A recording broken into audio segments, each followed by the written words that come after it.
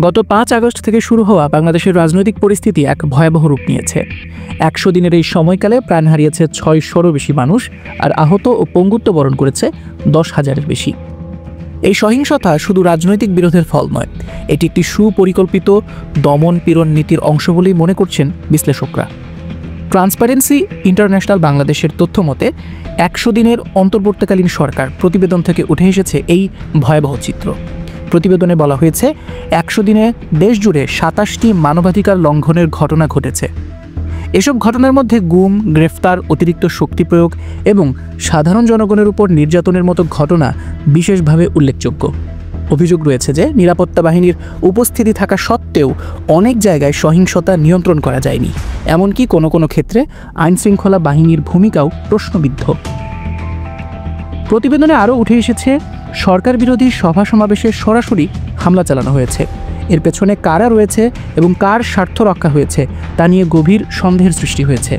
একাধিক ঘটনায় বিরোধী রাজনৈতিক দলগুলোর ভূমিকা নিয়েও প্রশ্ন উঠেছে। টিআইবির তথ্য অনুযায়ী কিছু বিরোধী দল সহিংসতাকে উস্কে দিয়েছে এবং এর ফলে সাধারণ মানুষের জীবন আরও বিপর্যস্ত হয়ে পড়েছে।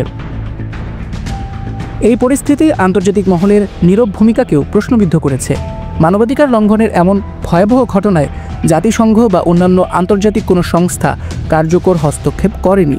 এটা কি কেবল অনিচ্ছা, নাকি এর পেছনেও রাজনৈতিক চাপ কাজ করেছে? আন্তর্জাতিক সম্প্রদায়ের এই নীরব ভূমিকা বাংলাদেশের জনগণের মধ্যে হতাশা এবং ক্ষোভ সৃষ্টি করেছে। এদিকে সহিংসতার কারণে দেশের অর্থনীতি চরম সংকটে পড়েছে। ব্যবসা বাণিজ্য স্থবির হয়ে পড়েছে। ক্ষুদ্র ব্যবসায়ীরা বড় ধরনের লোকসানের মুখে পড়েছেন। অনেক এলাকায় জনজীবন পুরোপুরি বিপর্যস্ত হয়ে গেছে। সাধারণ মানুষের চলাচল এবং জীবিকা নির্বাহ কঠিন হয়ে উঠেছে। মানবাধিকার লঙ্ঘনের এই চিত্র দেশের রাজনৈতিক সংস্কৃতির অভাবকে সামনে নিয়ে এসেছে। বিশ্লেষকরা বলছেন, রাজনৈতিক দলগুলোর মধ্যে সমঝোতার অভাব এবং গণতন্ত্রের দুর্বলতাই এই পরিস্থিতি তৈরি করেছে। বিরোধী দলগুলোর অভিযোগ, তাদের উপর দমন পীড়ন চালিয়ে সরকার তাদের মৌলিক অধিকার হরণ করছে।